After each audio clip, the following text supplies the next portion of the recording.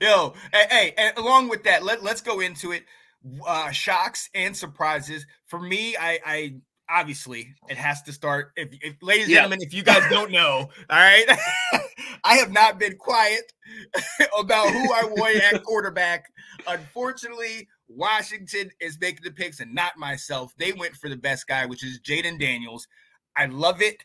It now it's not a shock for me because I blinded myself in this Carolina blue. It was a shock that day, but everybody else saw it. So I like that. But the amount of tackles that went, I mean, we're going to talk about the quarterbacks, the amount of tackles that went that early.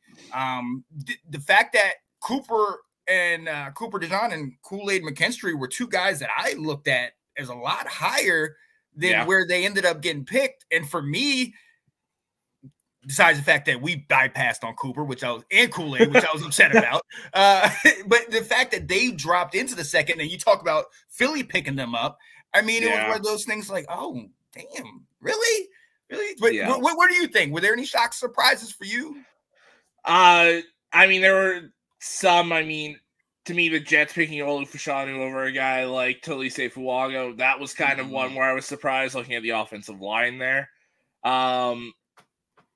Leatu Latu going as high as he did, there was a lot of the talk of injury concerns and all that where I was like, okay, he might slide down to like late first round. Him going to Indy there was very surprising. The Raiders taking Brock Bowers, that caught me off guard. After getting Mike Mayer last year, now okay. That two tight end set's going to be nasty. That's all right. Oh, yeah. And I mean, Bowers gives you that versatility. He can play outside, kind of like we were talking Dalton Kincaid in Buffalo. Last year with that draft pick. So it gives you a lot of flexibility offensively. I mean, sitting there with whatever quarterback's going to play, whether it's Aiden O'Connell or whether it's Gardner Minshew, and you've got Devontae Adams, Brock Bowers, Michael Mayer, Jacoby Myers, who's came on the scene lately for them. Like, you've got a slew of weapons for him. That's a pretty good system. And I just... there was a lot of those kind of situations where I was like, oh, I didn't think he'd go there, but it kind of makes sense. The one that still doesn't make sense for me is Penix, but we'll get to that. I still don't understand that one. We're gonna talk about that. I mean, and then seeing a guy like, I mean, I'm so glad we ended up with him, Terrion Arnold, seeing him slide. That was a slide. That was the one where I was like, how is he still on the board?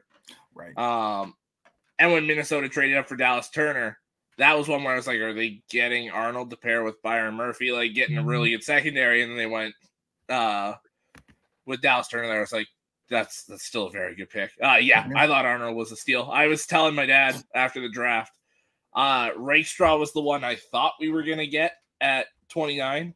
And Arnold was the one I wanted us to get to trade up for him. And we ended up with both of them. So I was like, I can't complain one bit. I'll take it, right? No, for me, and what's going on, Ben said my Bucks getting O-lineman Graham Barton was great. He now gets the same line as... Okay, and that comment goes. It's still a surprise that we have not traded for Cody Barton, daggone it. I mean, no, not Cody Barton. Cody Mock. Cody Mock. See that? My mind's all screwed up. Come on, Ben. No, that, for honestly, and actually, I want to go to your old coach. A lot of people, and I never got this because you have you have Justin Herbert out there. A lot of people were like, wow, they're going to go quarterback and they're going to go wide receiver. And I was like, why? You have your guy. Give him a guy. And you gave him Joe. Oh, does that surprise you at all? No. I figured it was offensive tackle no matter what. Whether it was Joe Alt or J.C. Latham, because there was a lot of talk that they liked Latham a lot. And that if they traded back, he was their guy. So I was like, if he was your guy at 10 or 11, why not at 5? But I mean, Joe Alt's the smarter pick. To me, he's the best offensive lineman in the draft and the best one in a while. And Jim Harbaugh likes to run the ball. He likes to pass the rock, loves his offensive line.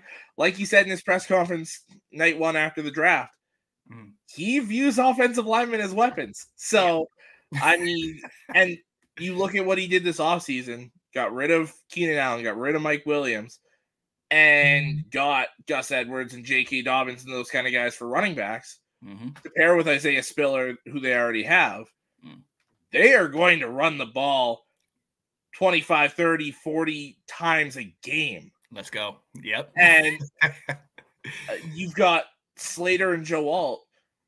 Justin Herbert doesn't have to worry about his tackles for the next decade. Exactly. That's set in stone. So I thought it was a phenomenal pick, and it was very much a Jim Harbaugh pick. And I mean, they got their receivers later in the draft, and they got some very good ones. Oh, yeah, absolutely. And to that point, talking about surprise, what's going on, Alex, saying good morning, my GOAT, Bucky Irvin. Oh, my goodness. But the last 3 picks in the draft are in the first round. You had Xavier Worthy going. That one blows my mind too. If you're Buffalo, why do you trade with Kansas City knowing they want a wide receiver? Now with Buffalo, I love the fit of Keon Coleman with Josh Allen. I really, really do. Yeah. And then Curtis Samuel is your slot guy. Like, get another outside guy, and you still got a decent set of receivers. But yeah, to me, if they would have picked Coleman at 28, I would have loved that. But it's just, to me, it was specifically the trade with Kansas City, where they've been your bitter rival for the past 5 years. Right. And you're just going to be like, yeah, let's give you your Tyreek Hill again. Like, what are you doing? Yeah. I think some person named Taylor was involved in the Bills Chiefs trade. Think about it. Travis Kelce resigned. Oh, Swift. Oh, yes. You're right, man. You're right, buddy. Oh, man. So, yeah, that's kind of where we were. It's kind of crazy with some of those things that have happened.